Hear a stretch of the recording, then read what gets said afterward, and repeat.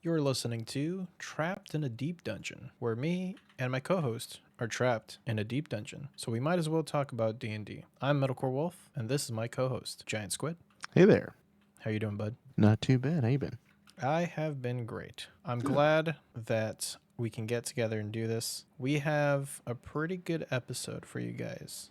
We just talked about published adventures versus homebrew, and we dove into a lot of the pros and cons of both and determined that homebrew is just ultimately a better way to play the game. Well, So we'll see about that. enjoy the episode.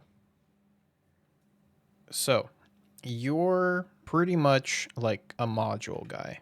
You enjoy running modules, right? Yeah, for the most part. And it's not that I don't enjoy homebrew. In fact, I think if I had to choose between one or the other, like if there was an ultimatum, I'd probably choose homebrew. But one thing that I do find is that I'm often running pre-mades for various reasons. But one thing that I've noticed is a lot of them, while really awesome, really inspirational, lots of them give you interesting food for thought, they're also produced by a big corporation. And that's not necessarily an inherent bad thing, but what it comes with is lots of cooks in the kitchen. And I find that there's errors, or not even always errors, but often inconsistencies or contradictions or missed opportunities that seem obvious to me anyway. And I'm sure to other people. In fact, I know other people because oftentimes for any pre-written adventure, you'll find subreddits, for example, for DMs who want to run it. And oftentimes, for every major published adventure, there are massive, commonly changed sections, and oftentimes a lot of people make their living off of making edits and complementary content for those adventures because it's just so much better than what was written. And not to say that those who make content are necessarily going to be way better, but it's just funny how simple it seems. And it's not that there's no hard work that goes into it, but it seems very simple and very easy and very obvious to catch some of these things that people make changes to that are just ubiquitously considered better than the original content. Right. And I think the glaring example that you showed me today was one that I like could have never guessed was in a official publication, Right. cuz it's kind of funny the way it's written. Not only is it like confusing for a dungeon master to interpret, but it's just written in such a way that even if you wanted to interpret it your own way, I would find difficulty doing so. And I'm typically able to be like, well, hey, maybe they meant this. And I still have a theory as to what they might have meant to do, but just didn't execute at the level that they're expected to. Right. Cause sure, I mean, like big corporation or whatnot, like I don't want to throw in the conversation of like, oh, well, why don't you just throw more money at it? That's never the actual resolution. It's more so just about like what could have happened, what are the methods being used. Maybe it was just an oopsie and like whatever. Those get through in any capacity of any industry. So I'm just gonna read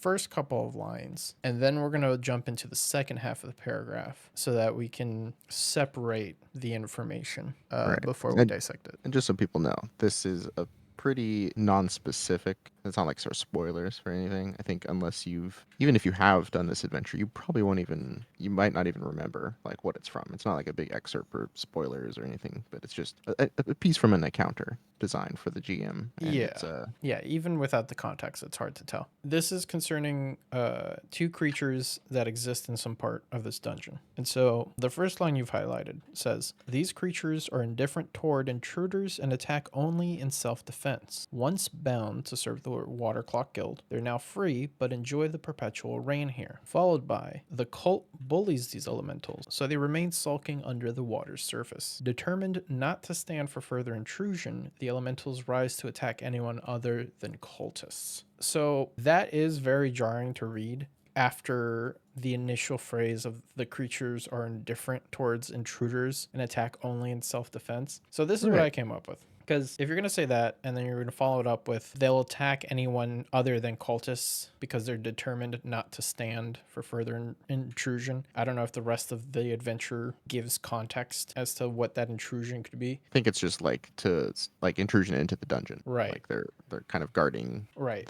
their section of the dungeon. So they don't want anybody to go further. So I can see the confusion of indifferent toward intruders followed by determined not to stand for further intrusion. It could just be, now this is me just really playing devil's advocate in like the most extreme sense of just intruders being anybody who intrudes upon the space, and then if pushed any further, they'll attack anyone in the space other than a cultist. Which is why, so I brought up the possibility of like, well, what if the adventurers are dressed up as cultists? How do the elementals react? And that's something that's just not given to you at all. Right. That's something for the DM to come up with on their own. So this is already very confusing to decipher. And even with the sort of caveats that I give, I wouldn't. Well, okay. So here's the thing. Because we're talking about a published adventure that is meant to be read by the DM so that the DM can then prepare an adventure using this knowledge and making sure the people at their table have a good time. Right. So where do we cross that line where like this is either useless to me or I can turn this into something even though it's difficult to read? Right. Because one thing, like when you think about like old school playing of D&D, it might just like when you're describing a dungeon in like a pre-written, it might just be, and this is partially because of just the way D&D was played, but it might just be the room, it's this big, here's one feature about it. In this case, let's say it's a water fountain. And then it just lists the creatures in this room. And it just assumes that they're going to be hostile towards you or that the players are going to be hostile towards it. Because back in the day, you go into a room, you kill whatever's in the room, you loot the room, you move on. And so, like, the idea of flavoring it or changing things up, making it interesting with like, oh, these creatures aren't necessarily hostile towards just anybody who walks into the room. Or sure, like they'll attack anyone who's not cultists, but maybe there's hints that there's something else going on here. Like, they enjoy the water or they're bullied by the cultists. So maybe, you could go at an angle of, oh, maybe we can convince them to rise up against them or help us stop them or something. All these things help seed those like ideas of inspiration. And that's all well and good, but it's just funny how there's just contradicting seeds. Because the other thing too is a lot of people, especially newer GMs and players, they assume everything is just like rules as written by the book. They don't have any context to go off of. And sure, some even experienced people play rules as written. There's all those metagamers. The memes about you don't never want engineers to play D&D because they'll use Right. the words de facto and start making nuclear bombs and stuff out of bags of holding. They'll start crafting new rules out of the written rules. Yeah. But what I love about pre-writtens is they give you lots of ideas. Like I might not have come up with like, okay, I'm going to have, water elementals in this fountain in this room, except they're going to be, in this case, bullied by the cultists, maybe not necessarily keen on helping them. And I probably wouldn't have come up with something like that off the top of my head. Not that it's a crazy idea, but just that specific idea. That's the Right. thing about the pre-writtens. It gives you so much to go off of, to bounce ideas off of, and to not have to worry about crafting every single little detail. And they'll come up with things you wouldn't have come up with. But it's just frustrating when you can't just trust everything in the book to be well crafted so that I could be like, okay, I'm going to skim through it when I'm doing my session prep. And then when it comes time to run the dungeon, I don't have to have it all memorized because I can just kind of go with whatever's in the book. As the players are about to go into this room, I can quickly read through it in more detail, make sure I got all my ducks in a row. But then when you're doing that and you come to this point where you say, oh, wait, they're indifferent. And then you also see that they are willing to attack anybody who's not the cultist, then it just kind of grinds things to a halt. Because now you're like, well, what do I do if I'm going to run this as is? Yeah. Do I choose one or the other? And like, does this have ramifications for later? Is it going to make a big difference whether or not they befriended these elementals or not? It just makes it a little harder to just run things as written. Yeah, because especially if they choose not to just defeat the monster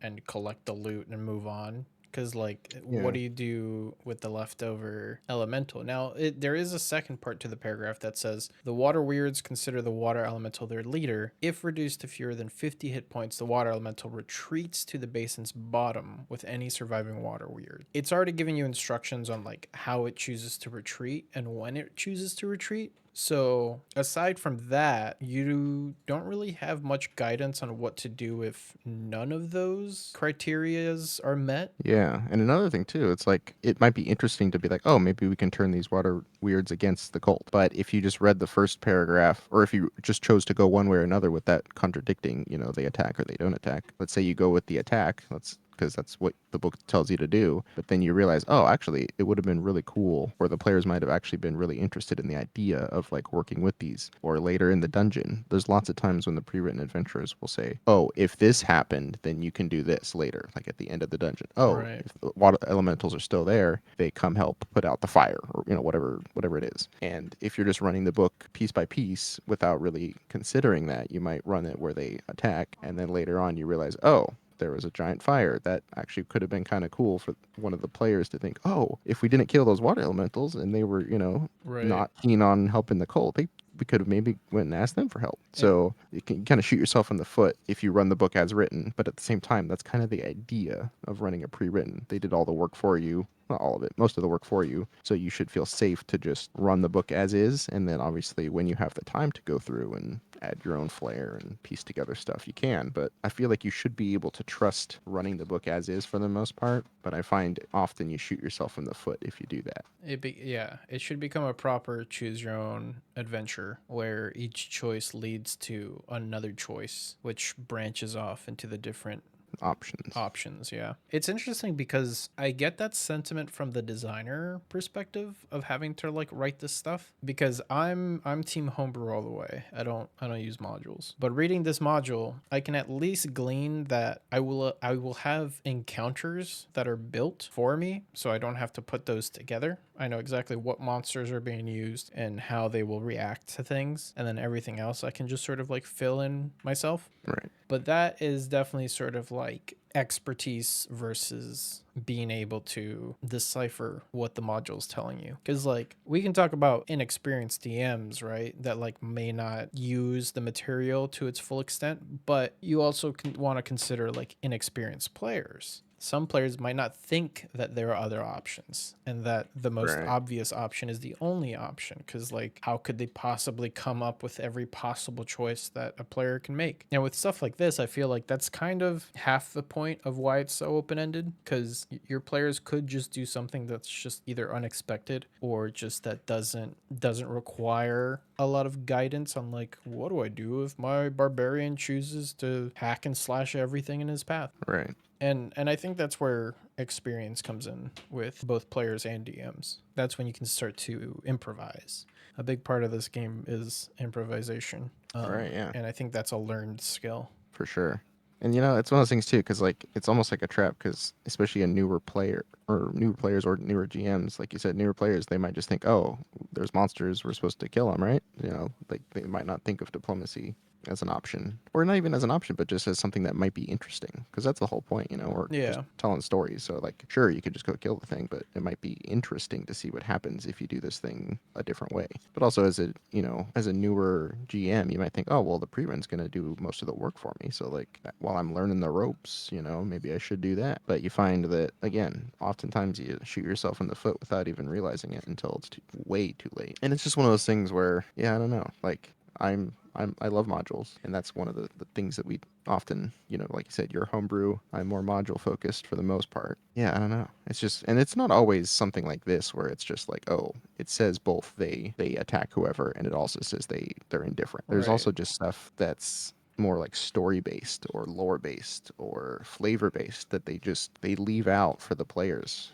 The GM gets to see all the reasons why a villain does this, or why an NPC is keeping this secret, or even what they're keeping secret. But it never presents an opportunity within reason for the players to know that. And Yeah, sure, like you can be like, oh, well, as the DM, your job is to find a way to make that happen. But when you're playing a pre-written, you're kind of hoping that they're going to give you some avenues, some options. Because sometimes they give, oh, you might do this, or you could do that if your players have this trait, or one of them is from this background, around or whatever it is. But there's so many cool things flavor wise that they always just leave out of the realm of a player ever learning it without you just breaking character, I guess, as a GM who just only really tells you what the players interact with. It's just weird that they give you so much to go off of, but not a way to deliver it for the players to experience. And it kind of goes back to that whole thing about like an experienced DM versus like a newer DM. And this could quite frankly also play into sort of, we've talked about this before about like how some people are intimidated to DM because they Mhm. think it's like, oh, you have to be like either good at the game or knowledgeable about the game or like very confident about how to run a module. But like you're probably, if you're going to run a module, you're probably going to run it for the first time ever without knowing anything about the module. Even if you do know stuff about D&D, the module is just going to give you like, I guess, cliff notes on like what you're supposed to be doing. And the whole thing about like lore and details and little snippets to like feed your players but without giving them the how is okay, so when I started DMing, I bought 2 modules and I read through one of them and like half of the other, and I didn't know how to make Threw them away. I I was lost. I was just completely at a loss. And I was like, all right, this is all cool and stuff and it's like very inspiring, but the tools to apply it are kind of missing. And the part that I think you're talking about mostly is whenever they have like motives or history behind like a certain item or a certain villain, and that information doesn't naturally come up in the adventure or ever, and the players just sort of finish the adventure without ever knowing Man, what was anything that guy's about. name? Yeah.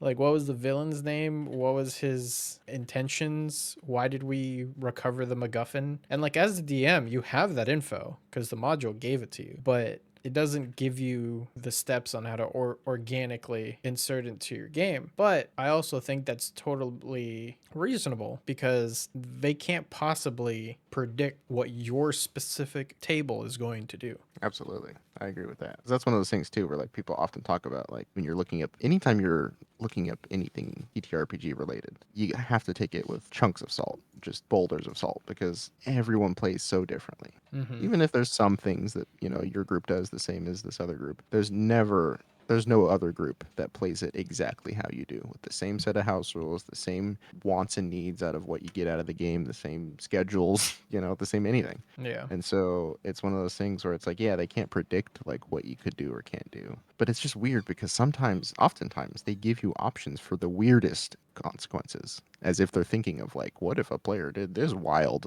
unreasonable thing? They sometimes hit that on the head. Like, yeah, what if my players go back in time 800 years? Like, Mm-hmm. you'd think, why the hell would they even bother talking about that, as if it's a common thing that's going to happen? But then for the things you would think would be commonly explored options, they just ignore it entirely. Or worse, like I said, they give you, the DM, the truth and the history and the knowledge and the cool lore that makes you excited to run it. And then you're all excited, and then you play the game with your players like, how wasn't that dungeon cool? They're like, I guess it was just a bunch of rocks and some Yeah. oozes. And you're like, yeah, but King Goblopadoof and his horde of undead, like those, you were killing his family. You didn't even realize it because it was a secret, but like, Right. man, that was cool. And the player's like, yeah, I guess I got a +1 rapier out of it. But Because and so it's just also, one of those things. yeah, because like also, I think this is something we discussed prior to about cameos and sort of just like, how did I Oh word yeah, it? Fan yeah. service, fan service in D&D, and just like how.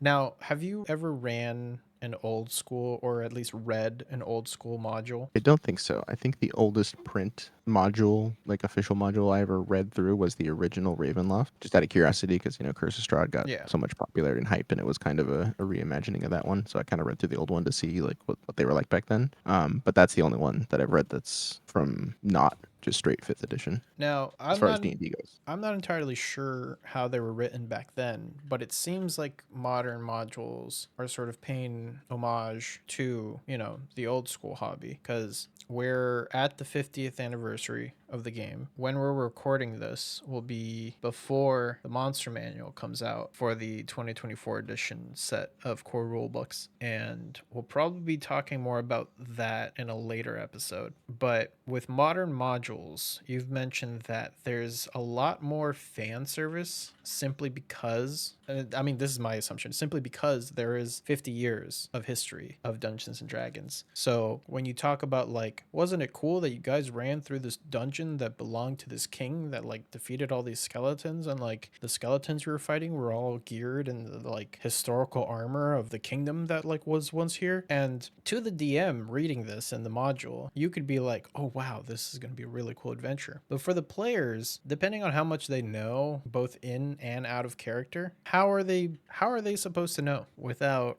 Right. like a cinematic? Because in movies, you know, when we have the hero sort of like going through the tomb of the pharaoh, like we've got these wide shots of like the murals and like how they depict the story of the old king and this and that and the myths and the legends, and the hero might say a line of like, oh, I remember this from blah blah blah because I'm Bobby Doo. a boo.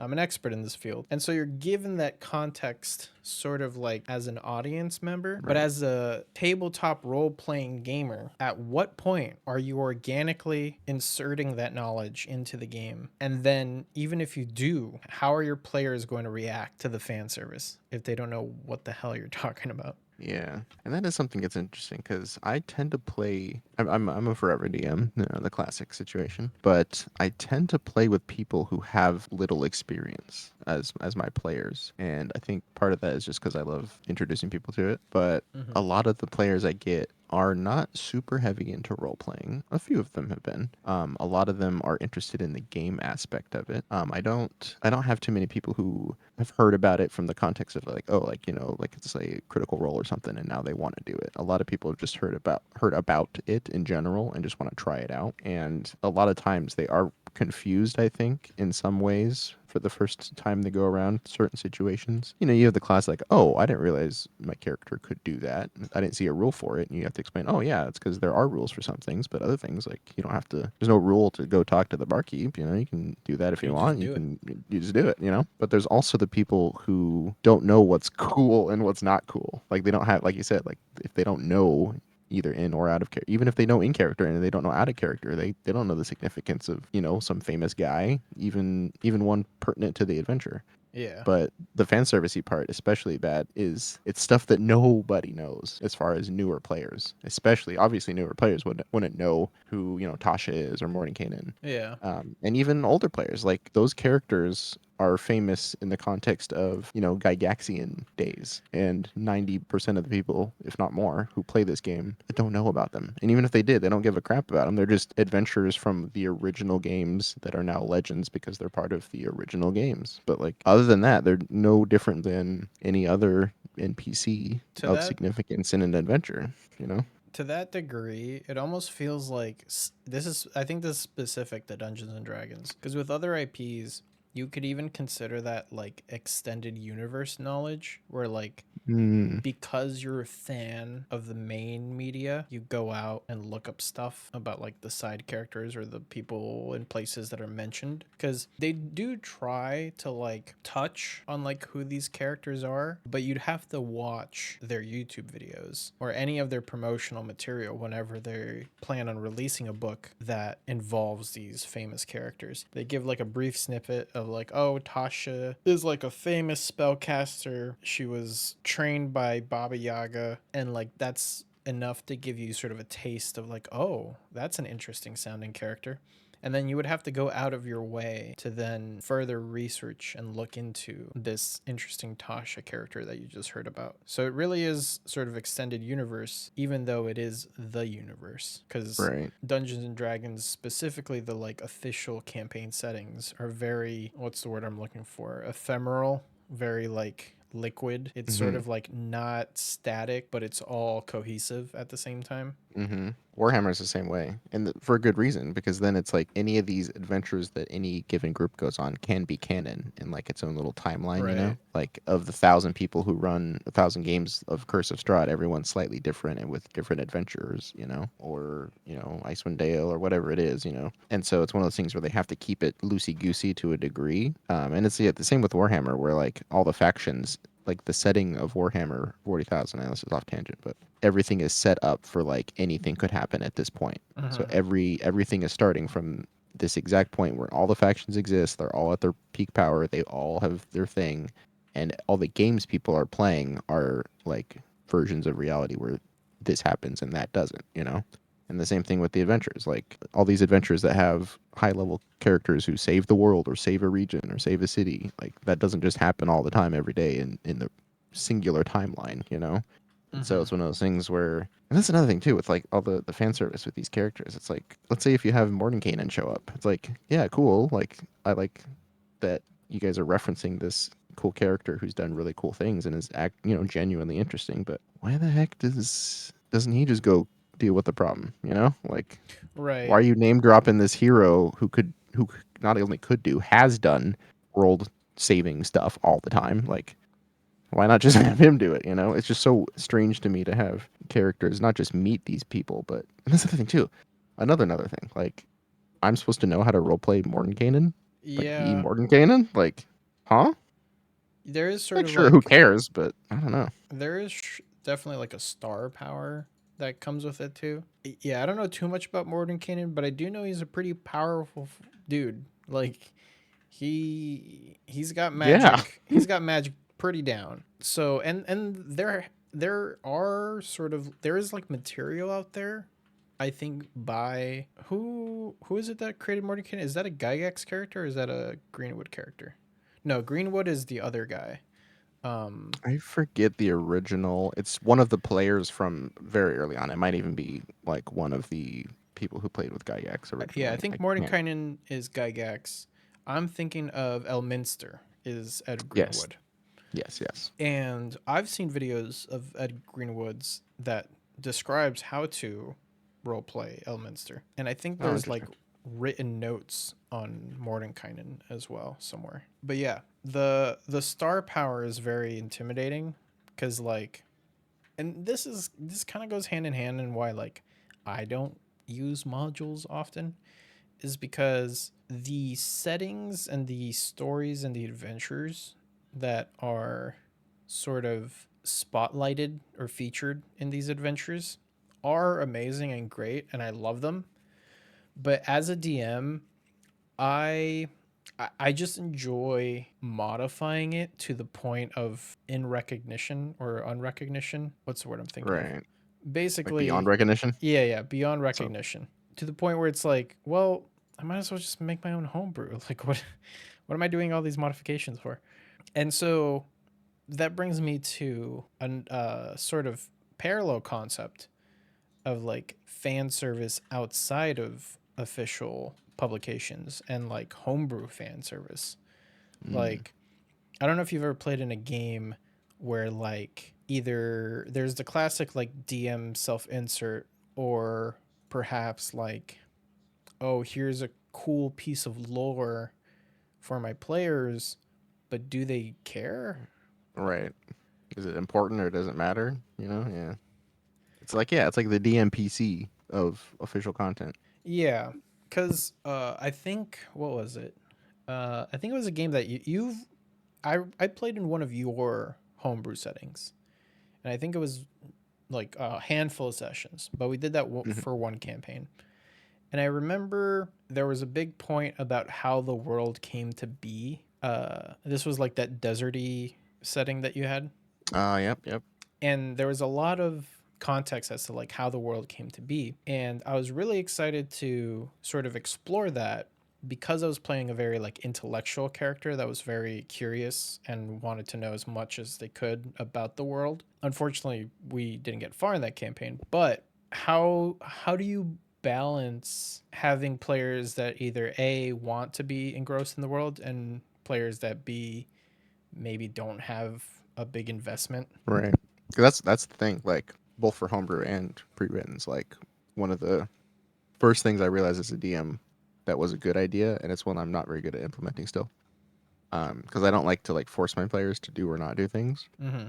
But it's one of those things that seems obvious, but not a lot of players or DMs enforce this idea. But like, have your character have a story, even if you're not a heavy role player, even if you're just like there for the combat, you like the mechanics, you like your crazy trip fighter build, whatever it is. Even then, having like some sort of reason that makes sense as to why your character is in the adventuring group, why they care about the main problem for the adventure that they need to solve, or what they are looking for if it's open ended, where you just are finding adventures. Having some sort of goal, purpose, and connection to the main story is super useful because it totally makes it so that you're not just your characters, because your characters obviously care about everything, like they're risking their life every combat, Right. but your players don't necessarily care, and that's Mm-hmm. fine. But one thing that makes them care, so they don't have to worry about making a conscious effort to care, is having their characters tied to the story. Like take Baldur's Gate 3, they all have tadpoles, and those Yeah. tadpoles are gonna transform them. That's they all are invested on a personal level, even if they're completely different people with different personal goals. Like that's one thing that they share, and one thing that motivates them on a character level, not just a player level, to actually give a damn and to try to solve these problems. And making sure that your player characters actually have some sort of tie to the location or the story or the characters or whatever, the NPCs, that goes so far to make like a player kind of like, oh, this lore is interesting because my character is from this place, this long lost kingdom of whatever, and he's trying to find his sister, whatever it is. Like having that actually part of your character, even if you don't role play it, makes a player way more interested. And you can obviously like support that with like, mechanical motivations, like, oh, you get advantage in these ruins because you culture stuff, or you get inspiration because you found this artifact or talk to this person about this thing, like for those Yeah. players that are very mechanically motivated, you can absolutely tie that in. Give them a little Because reward. yeah, because most players, even if they don't really like care on a great grand level, like they'll appreciate really cool and interesting stories and lore. Because even the mechanical players, like they like the setting and the fantasy and the themes and all that good stuff. So having something for them to kind of bite their or sink their teeth into Yeah, is because really useful. I think one of my favorite all-time memories, going back to your homebrew setting that we played in, it was actually a moment where I got the jump on you when we encountered a trader, and my character, being sort of like this very cultured, sort of like smarty pants kind of character, made the decision to sort of mimic the sort of cultural greeting that he was giving me. This was a merchant NPC, and he had handed my character a silver piece, and my character handed them a silver piece in return. And I remember specifically you were you were engaging in the role play in such like a confused but like all right, like let's go with it sort of way, cuz you were trying to piece together if I had already known about this like lore thing that you never told us Hmm. about, and how I just guessed that that's what you're supposed to do. Right. Yeah, and that's one of those things too, because like you said, like that was you role playing a character who's very interested in like knowledge of all sorts. But having him like just yeah, not even related to that character, just having a player do something outside of like, oh, this guy does this thing that's significant to this culture. I'm not from here, so it's fine if my player's like, okay, weird, whatever. But like Mhm. for a player to kind of just do stuff that I don't know, like makes things interesting, or just like goes for it. Right. Like those types of things are definitely the things that like makes a DM, whether it's homebrew or not, like sometimes caught off guard because they just expect to just give a monologue of this area they're in and the people, and then okay, what do you do? Right. But yeah, I don't know. Yeah, cuz the whole thing about like player motivation and like how your character ties into the story. Now in homebrew, like there's a lot of cheats that we can use for that, seeing that the world itself is made up on the spot, for the most part, and so writing your character in is pretty easy. Hmm. But from my experience with modules, with published adventures, is the classic tropes. So one of the two adventures I purchased was Into the Abyss, I think it's what it's called. Hmm. And that one, you just start off as prisoners. You're all prisoners. So you kind of have to escape together. And if you just Right. want to rot in a cell, well, then roll a new character because that one's not making it out. Right. Um, And I actually like that for that one. Like that does have a very strong unifying yeah. presence. And so, like, those sorts of, like, we met in a pub sort of situations are tropey, but also sort of like the devices to get the adventure started. But then after that point, it's sort of like free reign, free roam, sort of like, all right, now technically you don't have any more training wheels. Now you can just go off and do whatever and possibly get hurt. And so when we try to like induce these fan service bits where it's like, oh, the players are really going to love this, and then they just don't interact with it at all. And it's like, all right, well, this was sort of like not useless, but it just sort of falls flat whether you like pick it off of a module or if you like prepare it for like a homebrew session. You're like, I can't wait for the players to discover this, and then Right. nothing happens. Yeah, that happens all too often. And it's one of those things that's inevitable. It's not like everyone's going to be excited what you're excited for. But I will say, I think a lot of players would probably be more excited about certain things if they had the knowledge the DM did to a degree. Even if their characters don't. But like, oh, this artifact was part of this. Like that makes the DM excited to run it. Like, oh, they're going to love that. But then they don't get to experience it because I, the I book doesn't give you any way to give it to them without just telling them. Yeah, and I think this is where I sort of like lean on the side of homebrew.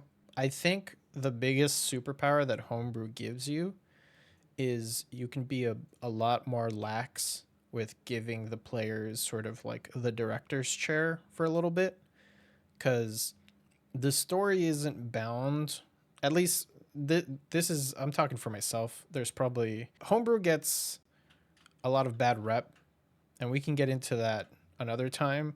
But the way I run a homebrew is I don't write a 600-page epic about like my fan servicey fan fiction and then have my players force them to experience it. I sort of like let the players be the guide to like the story, and then I'll just put down terrain as they go. So I think with homebrew, you're sort of given this freedom of like, all right, you guys can actually literally do whatever you want, and I'll just render the world as you move around in the space. And Right. sort of like it's sort of like analogous with video games that like a very high definition environment to be rendered in real time is going to run a little slow, but it is going to look better than just like, oh, it's a 2D sort of pixel experience where like you can kind of make out the details, and it's still good, but you're sort of limited to that two-dimensional space. Yeah. That's sort of how I see modules. Is they're very good, but I'm limited in the dimensions that I could possibly take things in if needed. Right. I would say that's mostly true. And it does kind of, I mean, where I would disagree with that is countered by your earlier statements about how it's like, well, if I'm modifying it this much, I might as well just make my own stuff. Because the thing about modules is you could absolutely use them just as inspiration or as a basis or Yeah. as even a supplement. You could write your own adventure and then use pieces of a module adjacent to your stuff as just like, oh, I'm gonna just use this dungeon from this module because it's already made, it's really good, I like it, cool. But but yeah, I mean, otherwise, I do see and that's the thing too is I think again, if I had to choose one or the other, it'd be homebrew, hands down, easy. Wouldn't even need Mm-hmm. to think about it. Another thing I just like about the pre-writtens is players are more. I feel like players are more comfortable with the idea of home writtens, and this might be my fear of being perceived as a GM who's like making everything up so that I have fun and so that I get to experience the things I want to do. And obviously, if things are homebrew, that means, well, anything that happened was clearly my fault or Right. my glory. But I think for a lot of players, just like with a lot of GMs, they kind of trust the idea that a pre-written is going to be good or interesting or balanced or whatever it may be, because it's, you know, made by professionals. And so it's one of those things where it takes a load off. It actually does take a load off, obviously, because, you know, it provides stuff for you. But I think it kind of socially or mentally takes a load off too, in the sense that, like, well, that's how it was in the book. Like, you know, I didn't write this stupid garbage. And Right. it's funny because I feel like that's a really bad cop out at times. It's like, you're the DM. You had weeks to prepare for this. You could have changed it to be something better. If you knew this was bad, why'd you not change it? You know. Yeah. But sometimes DMs don't know, because a lot of times the only prep time you have is to read through the book. You know, once or twice before you even run any of the ventures. I recommend doing that so you can start to think about certain things, big term, long term. But, you know, even if you don't, you might just read through the dungeon, you know, the night before you run a game, and you skim through it. You think you got the gist of it. It makes sense to you, especially because you get all the info. But then when it comes time to run it, you don't realize, oh, I didn't realize this NPC is supposed to cast teleport. I was planning on having him give you the monologue or Hmm. tell you the thing, and I forgot that he was the one who does that. But 3 rooms ago, I had him teleport away. I'll concede to the notion that like I just won't read. I can't be bothered to read the modules and then prepare a session because I feel the amount of time it takes me to prepare a session is the same amount of time it would take me to read the module and prepare Part of it enough. is just like time. It's like it takes you twice as long to prepare. Yeah, cuz like I've definitely like taken things out of modules. Like the one thing I'll give modules are the encounters. Not having to think about what you're fighting is good because I'll sometimes roll on tables to form encounters. Hmm. Because obviously, if we're doing an original story, unless I put in like a lot of thought behind why they're fighting the thing they're fighting, and I also have to predict that they end up at the place where these monsters would naturally be. I just roll on a table and then I have to decide, are these monsters appropriate? Like, does it make sense for them to be fighting this right now? And so At with a least you do that. module, I feel like some people will just be like, "Well, I rolled a Manticore, it's level 1. Let's go." It's like, well, I you could do choose not to. enjoy the thought of just random ass encounters Mm, with just like anything. But that's just because it's funny. But modules do prepare encounters and they sort of tell you these monsters are here because of this reason. And if the players do this one specific thing, they'll do a jig and then encounter complete. But oh, and sometimes modules have special monsters specific to that adventure. So right. I think what's it called? Princes of the Apocalypse. At the very back, you have the index or whatever it's called Yeah. uh, of all the additional cultists that you can fight and all their special abilities because each cult is like a specific element. And so they have special elemental cultists with special abilities and all sorts of cool stuff. And I've used them before. I'm like, oh, these are cool to use like in a fight, especially if it has like plot context behind it, as well as like magic items and stuff like that that are specific to the adventure. So I'll give them that. But I cannot be bothered to read through it because I tried running a module once and my brain could not keep up. I was just like, what do I say next? You Because like the know, it's players funny will 'cause- react in one way, and then I just have the right. book to back me up. I'm like, come on, book, back me up here. I'm dying here. I'm dying here. It is funny though, because like arguably I would say the worst part of the pre-wins is the encounters in terms of like the monster choices, because Interesting. they're always either like, you know, and it's funny because like the whole idea of CR, right? That's like the idea of, okay, well, if Yeah. you have a party of 4 or 5 and they're this level, you should do a combined CR total of this number, same level. Cool. Yeah. I mean, they're throwing that out the One, window. yeah, one, it's always been a problem in 5th edition. But two, it's funny because they don't follow that rule in a lot of the pre-writtens, and when they do, it's always to the detriment of the adventure. Right. Like, there's so many pre-writtens where the first fight of the book is way over or under leveled for the players, usually over, like stuff that would just murder almost every party, even a party of min maxers. And then there's other times when they have a, you know, a dungeon that has creatures that are just chomp change, just nothing. And sure, there are times when you'd want your party to feel challenged more than normal or challenged less than normal to show off how strong they are or how weak they are or whatever. But it's never in that context. It's always just like, yep, this makes sense. You guys should just do this part with this crazy monster, or you guys should just plow through these things, or this boss is half as strong as the minion in the room before him for some reason. It's just one of those weird things where they never seem to get it quite right. And I Uh-huh. find that when I'm looking at running a pre-written, I often, like I said, go to different sources online to see what people have done or what people warn about. Like, hey guys, just Mm. so you know, the first encounter in this dungeon, everyone hates it because this and that, and you should probably do this or that. I always look for those types of things to help kind of abate some of these issues. Right. But one thing that I do find all the time is it's usually encounters. It's usually encounters, and then behind that, in like not popularity, behind that in like common occurrence Right. is like major plot point. They always do a good job at like the subplots and like how things tie together, but like the plot holes in some of these adventures is it's hilarious. It's again like how did you not catch that type of stuff? That's interesting. The fact But that it's usually encounters. That's the big thing. the encounters are so janky that entire community boards will come up with like, "Hey, here's an alternative way to run this because we think That it should be won't ran this TPK your way." party. Yeah. Okay, how many combats have you had with a module that have just gone off the fucking rails and you're like, "Uh-oh, this is getting really weird."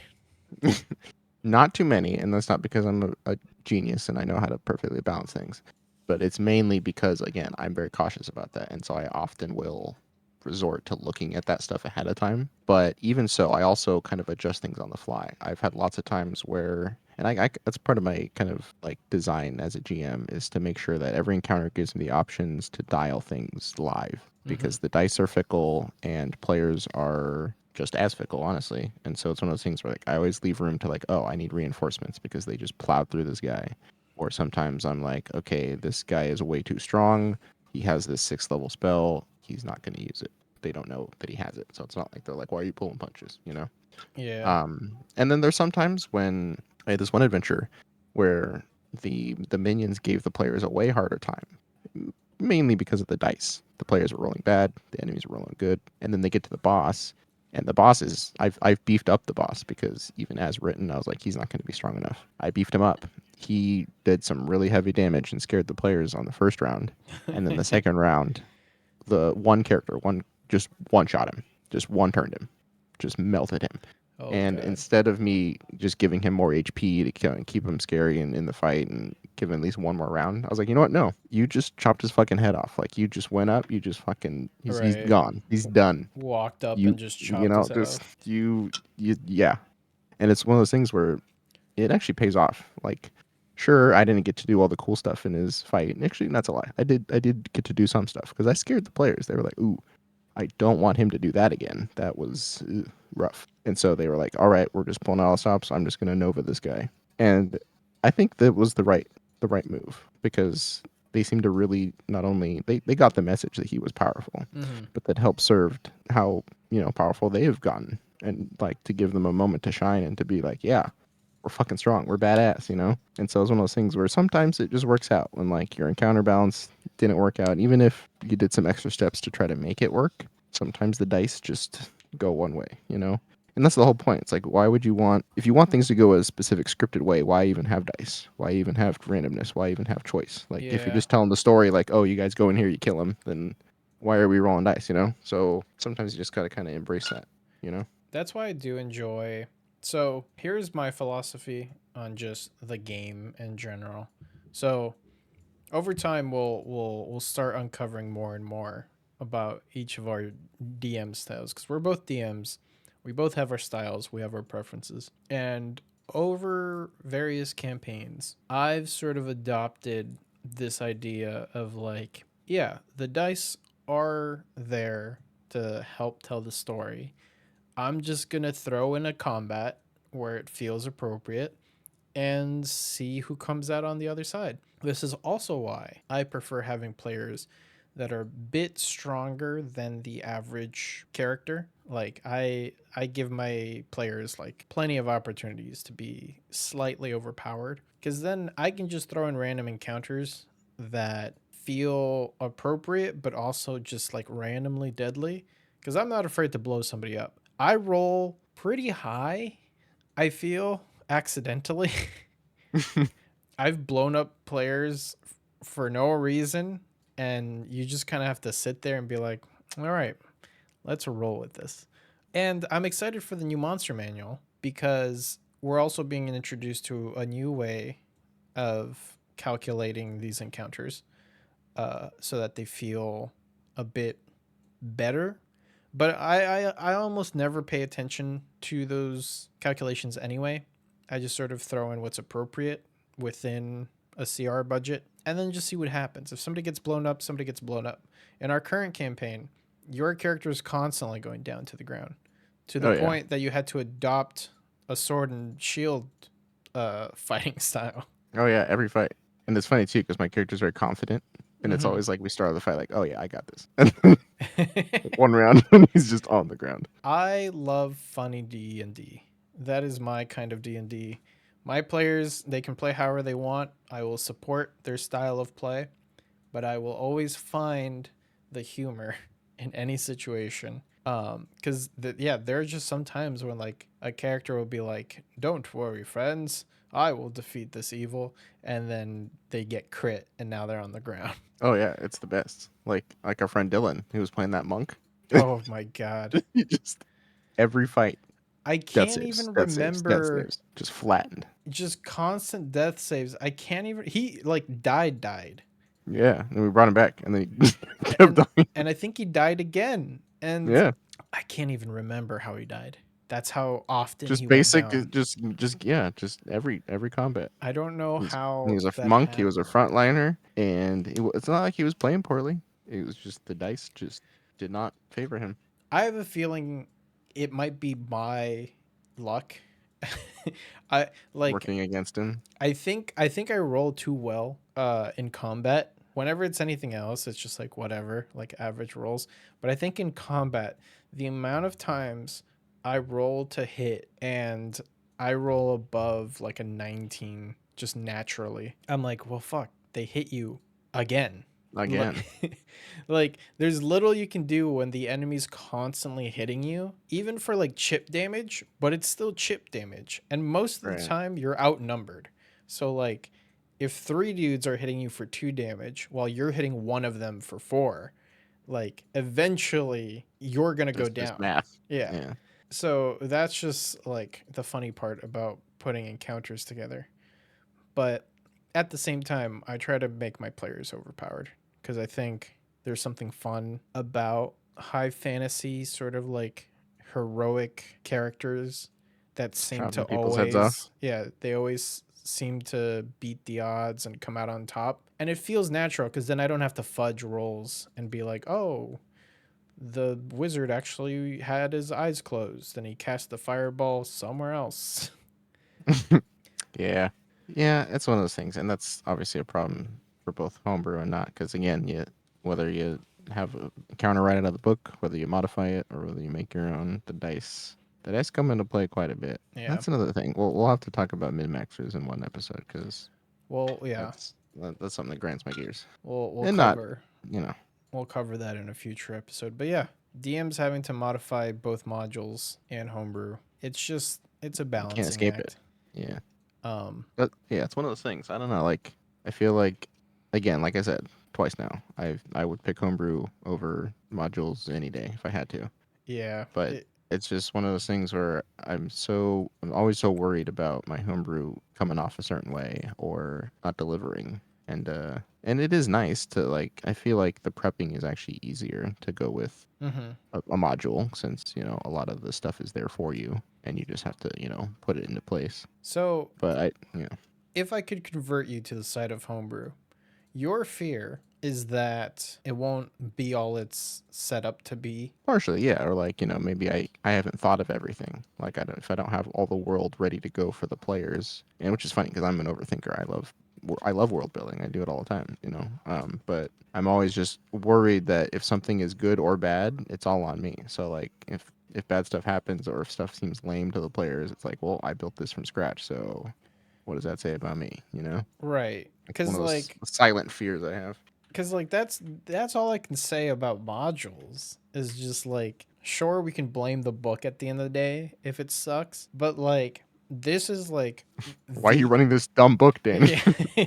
Well, not only that, but just like the module is set in the Dungeons and Dragons like multiverse, and it's got like all this gravitas of like this is the world that we're playing in, and the players can have fun in it as much as possible.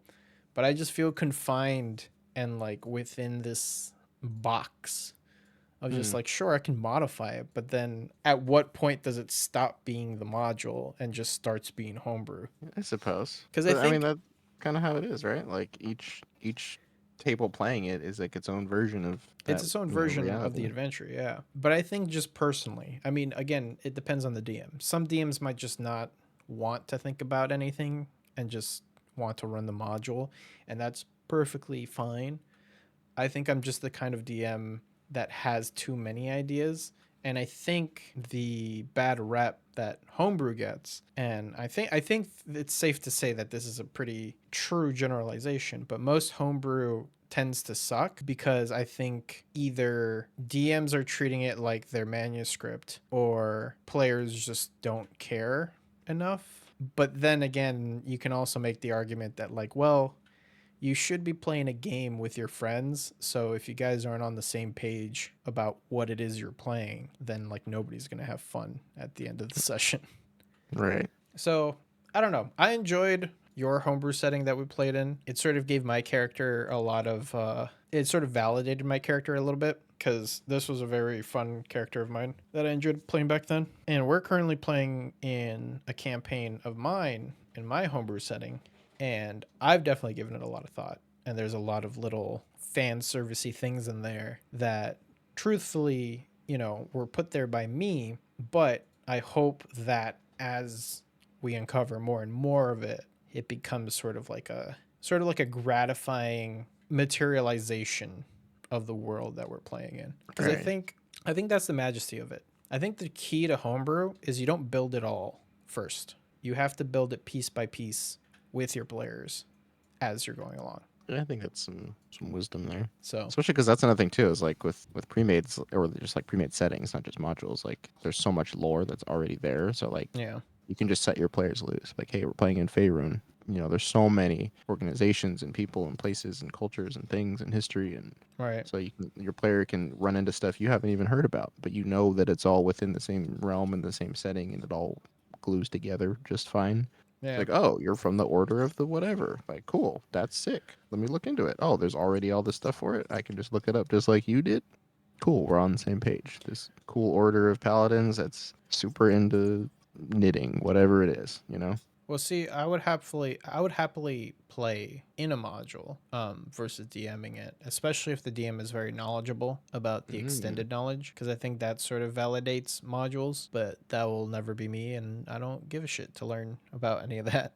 Because I So that's play I interesting. play by my own So rules. so you don't necessarily mind modules as much as a player versus a Yeah, DM. if I'm a player, like I can feign ignorance by literally not knowing anything about Forgotten Realms. I do know some, but Sure. like I can just play a character that's from Waterdeep and be like, "I'm from Waterdeep. What's up? My name's Steve. I'm a rogue. What I do?" And then just Hmm. sort of like let the adventure inform my character of And thus like you. what they should or shouldn't know. I Because suppose that's fair. yeah, because I think that's another key feature as to why, again, this is a gross generalization, but why most players may not enjoy homebrew, like full homebrew, is because they don't get to contextualize their character as often unless they like make an Yeah. effort to. That's one of the Because stereotypes of it is like, oh, I don't know what's real and not in this world, so right, I'm not gonna bother like coming up with a backstory. Like, oh, I was from a family of dragon hunters. Oh, I didn't realize there's no dragons in this world. Oops. right.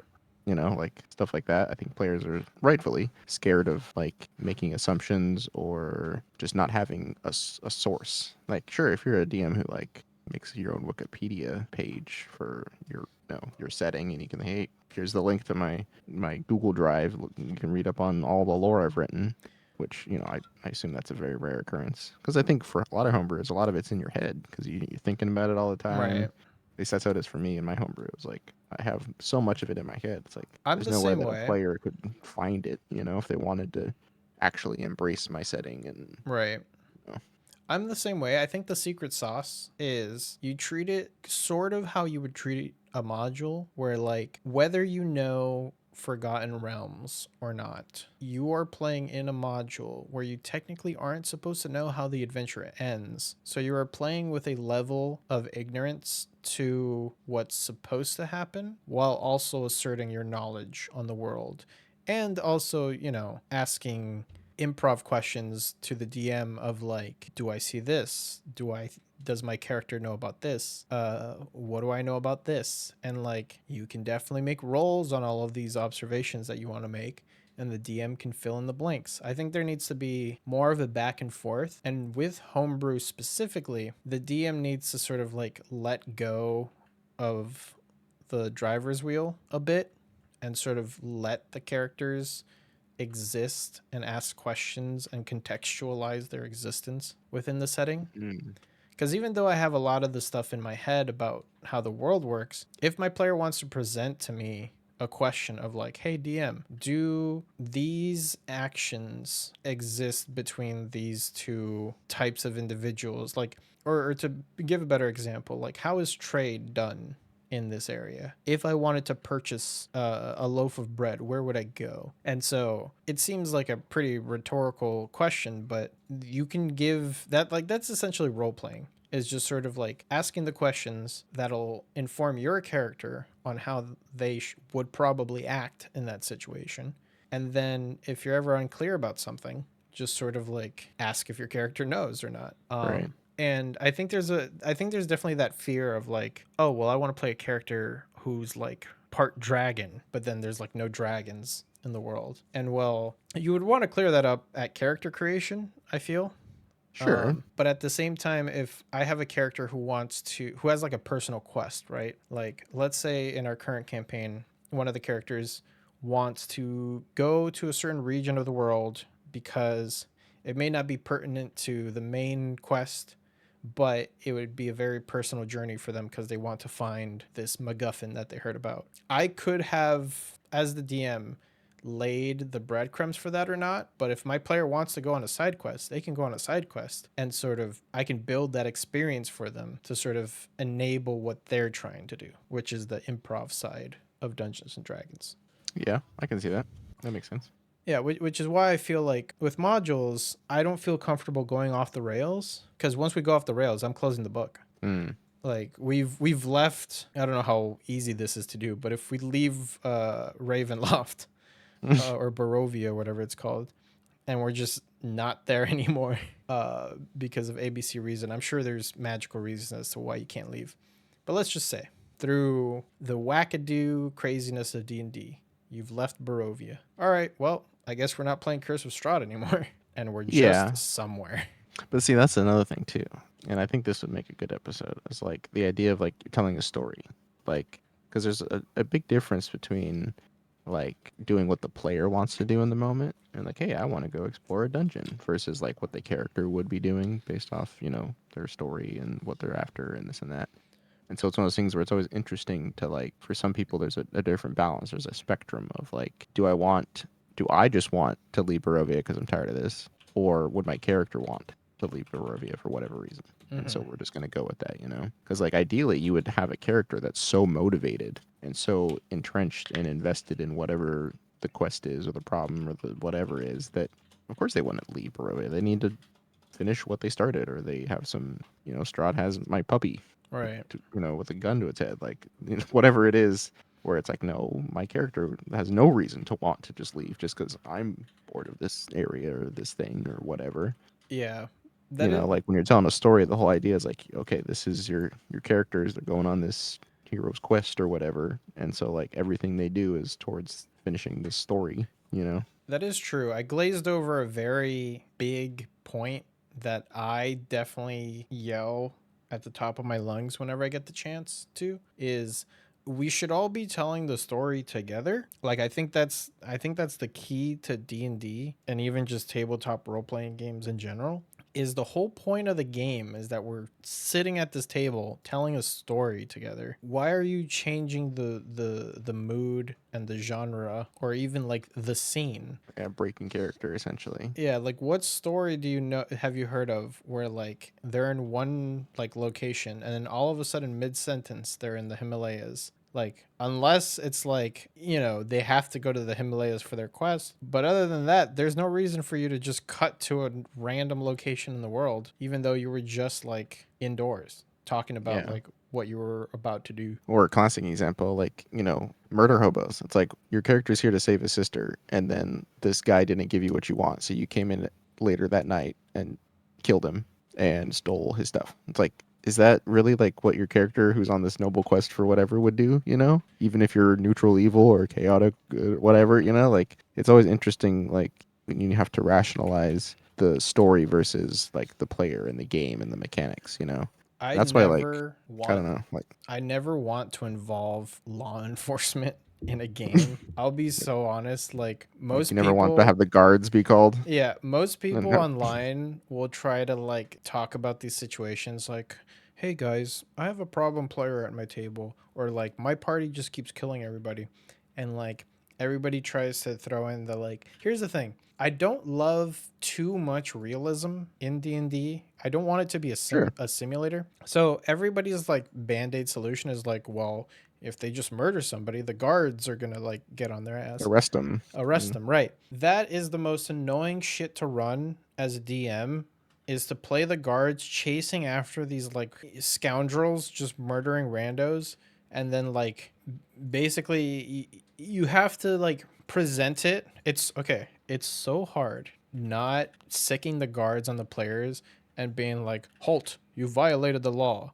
Now listen to my monologue while you still have free will over your character and could continue murdering by deleting the guards. Like nothing is stopping you from just going AWOL. So why bring the guards to begin with?" Right. And it ties in again with like the whole idea of like we're telling the story. Like you guys you're trying to save the kingdom. Why would your characters be doing this? Right. Like why are we playing cops and robbers right now? Like It it's not like no movie or book would go this way. it makes sense in Elder Scrolls because it's a video game and you can do Save scum. silly you can Like, do silly things in a video game and it's fine because it's your playthrough. But and it's like, just you. But that's yeah, the other thing too, is like when you're doing a collaborative story, it's like, oh, like I'm part of this party now, and so we're just willing to fight and die together for despite me just meeting them in a tavern 20 minutes ago. And it's like, yeah, I'm willing to just start going on a murder spree with these people. Like it's just one of those things where it's like, dude, sure, like you could do that, but like we're all there's like 4 or 5 of us at this table. Like maybe we all imagine don't murder want to do that. hoboing during a module. Like you Yeah, sit down. Let's pretend this is a brand new group of like new D&D players. They're like so excited to play. The DM is new, the players are new. Everyone's like, "Oh man, I can't wait to play D&D for the first time. Aren't you excited?" And the DM pops open the module, starts running them through the adventure, and then collectively the rest of the party decides, "Yep, we kill him." And you're like, yeah. "What? He's giving you the quest. What do Mhm. you mean?" And they Like, nah, I just heard about a better quest, the one tavern over. and then they just stab him and it's I've run like this module before. He betrays us. Trust me. It's like, huh? and then just like what do you do? Like Yeah. You call the guard, you call obviously, the guard and now you're back in this like and halt. You you're just violated the playing law. Skyrim. You're just playing Skyrim. That's the thing. I love how much D&D has inspired video games and now video games are inspiring D&D. This is definitely I'm writing these down as we go because there's so many other tangents we can go on. But I feel like new school D&D is being way too much influenced by video games. Mm-hmm. I think we've sort of flipped the script now and we're going back in the other direction. I would agree with that entirely. And we're definitely going to have to talk about that in a future episode. But for now, I think when it comes to published adventures versus homebrew, I think homebrew just wins every time. I don't know about every time, I think it's but just most superior. times. Most time. Again, if I had to choose one or the other, we all know what that would be. But Oh, I don't know. There's benefits. It's not just a landslide victory. I'll give it a victory, but it's not a ubiquitous. Because otherwise, why would anybody play published adventures? You know, they're well, more popular than homebrew, even though I think homebrew's better. You know, like there's yeah, it's definitely at play least I think it's styles. more popular. I wonder if that's actually true. I get the We, sense that it is, but well, we can definitely try and get a metric on that. But yeah. maybe we'll revisit this in the future once we should get an expert. We should get somebody who knows a lot about published adventures, especially old school D&D. I'm very curious as to what those look like and what they read like. Maybe we'll do Yeah. like a show and tell. We'll go and find some at a garage sale. Mm. But yeah, we're still trapped in a deep dungeon, and this has been an episode of Trapped in a Deep Dungeon. I'm Metalcore Wolf, and this is my co-host Giant Squid. Oh, thanks for listening. Thanks for listening, guys. We'll catch you next time.